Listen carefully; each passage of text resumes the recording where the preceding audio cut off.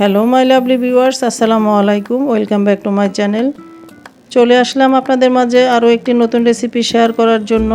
আর আমি আজকে তৈরি করে দেখাবো, যেহেতু এখন প্রচণ্ড গরম পড়েছে, এই গরমে দারুণ মজার একটি রেসিপি, আর সেটি হচ্ছে খেজুর বাদামের মিল্কশেক। আশা করছি আমার আজকের এই রেসিপিটি আপনাদের কাছে অনেক ভালো লাগবে। তো কি করে এই রেসিপিটি তৈরি করলাম সেটি আপনাদের সাথে শেয়ার করছি।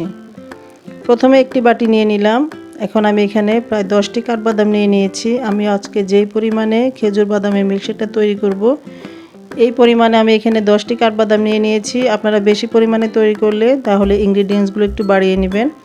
আর দিয়ে দিলাম হালকা কুসুম গরম পানি, এতে করে স্কিনটা খুব তাড়াতাড়ি স্মুথলিভাবে আমরা ছিলে নিতে পারবো। তো আমি 10 মিনিটের জন্য এটাকে ভিজিয়ে এক সাইডে রেখে দিচ্ছি। নিয়ে নিলাম 8-9টি খেজুরগুলোকে প্রথমে আমি ধুয়ে পরিষ্কার করে নিয়ে নিয়েছি, দেখতে পাচ্ছেন। তারপর আমি এগুলোকে এভাবে ছিলে নিয়ে নিচ্ছি, মানে দুভাগ করে নিয়ে নিচ্ছি। এর মধ্যে যে আটিটা থাকে সেটাকে আমি বের করে নিচ্ছি, দেখতেই পাচ্ছেন। ঠিক এরকম করে আমি সবগুলো খেজুরকে এভাবে আটিটা বের করে নিব। এরকম করে আমি সবগুলো খেজুরের ভিতর থেকে আটিটা বের করে নিচ্ছি, তারপরে আপনাদের কাছে ফিরে আসছি। তো আমি সবগুলো খেজুর থেকে আটিটা বের করে নিয়েছি। এখন আমি একটি নাইফের সাহায্যে এভাবে ছোট ছোট টুকরো করে কেটে নিচ্ছি, এতে করে ব্লেন্ড করতে খুব সুবিধা হবে। মানে ইজিলি আমরা এটাকে স্মুথলি ব্লেন্ড করে নিয়ে নিতে পারবো। দেখতে পাচ্ছেন আমি এভাবে সবগুলো খেজুরকে ছোট ছোট টুকরো করে কেটে নিচ্ছি।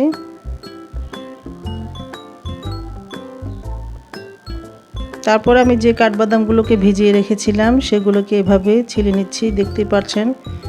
হালকা কুসুম গরম পানিতে ভিজিয়ে রাখার কারণে এগুলো খুব স্মুথলি স্কিনটা বের করে নেওয়া যাবে। তো আমি এভাবে সবগুলো কাঠবাদাম ছিলে নিব। আর কাঠবাদামটাকে এভাবে মাঝখান থেকে একটু চাপ দিলে দুভাগ করে নেওয়া যায়। এরপর আমি এটাকে ছোট ছোট টুকরো করে কেটে নিচ্ছি। তো আমি কাঠবাদামগুলো এবং খেজুরগুলোকে টুকরো করে নিয়েছি, দেখতেই পাচ্ছেন। চলে যাচ্ছি আমরা পরবর্তী স্টেপে।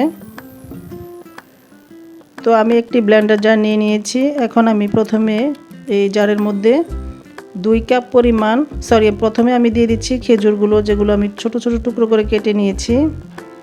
তারপর দিয়ে দিচ্ছি কুচি করে নেওয়া বাদামগুলো। সবগুলো বাদাম এবং খেজুর দিয়ে দিলাম। তারপর এখানে আমি দিয়ে দিব একদম ফ্রিজে ঠান্ডা দুধ, যতটা সম্ভব ঠান্ডা করে নিয়ে নেবেন। তো প্রথমে আমি 1 কাপ পরিমাণ ঠান্ডা দুধটা দিয়ে দিলাম।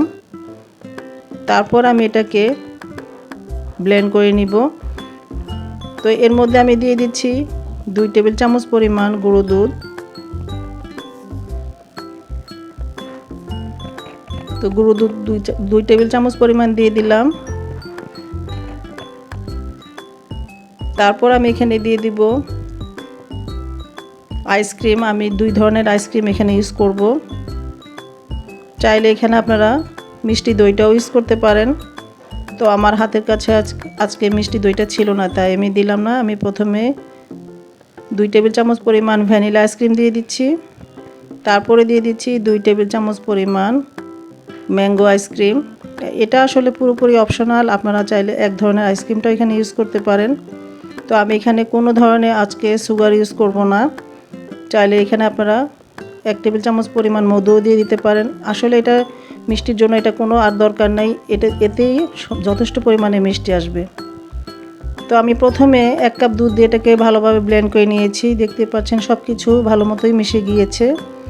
এখন আমি বাকি যে আরও 1 কাপ দুধ রয়ে গিয়েছে সেটাও দিয়ে দিচ্ছি। তারপর আবার এটাকে আমি ব্লেন্ড করে ফিরে আসছি।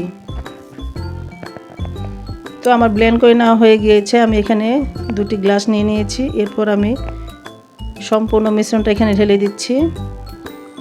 চেষ্টা করবেন একটু উপর থেকেই ঢেলে দেওয়ার জন্য, তাতে করে উপরে একটা ফেনা ফেনা ভাব হবে, দেখতেও অনেক ভালো লাগবে, খেতেও ভালো লাগবে। তো প্রথমে আমি এখানে উপরে কিছু কাঠবাদাম কুচি করে নিয়েছি, সেটা দিয়ে দিলাম। তারপর দিয়ে দিচ্ছি কুচি করে নেওয়া খেজুর।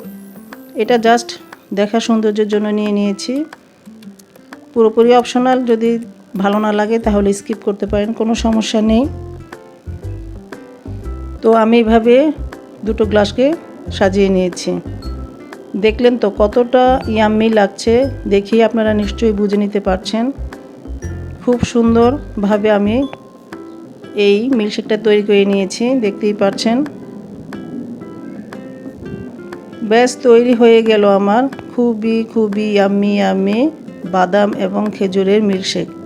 আশা করছি আমার আজকের এই রেসিপিটি আপনাদের কাছে অনেক উপকারে আসবে। যদি একটু ভালো লেগে থাকে তাহলে প্লিজ একটি লাইক দিয়ে দিবেন আর ফ্রেন্ডস অ্যান্ড ফ্যামিলির সাথে শেয়ার করবেন। আজ এই পর্যন্তই। সবাই ভালো থাকবেন, সুস্থ থাকবেন। ফিরে আসবো নতুন কোনো রেসিপি নিয়ে। আল্লাহ হাফেজ।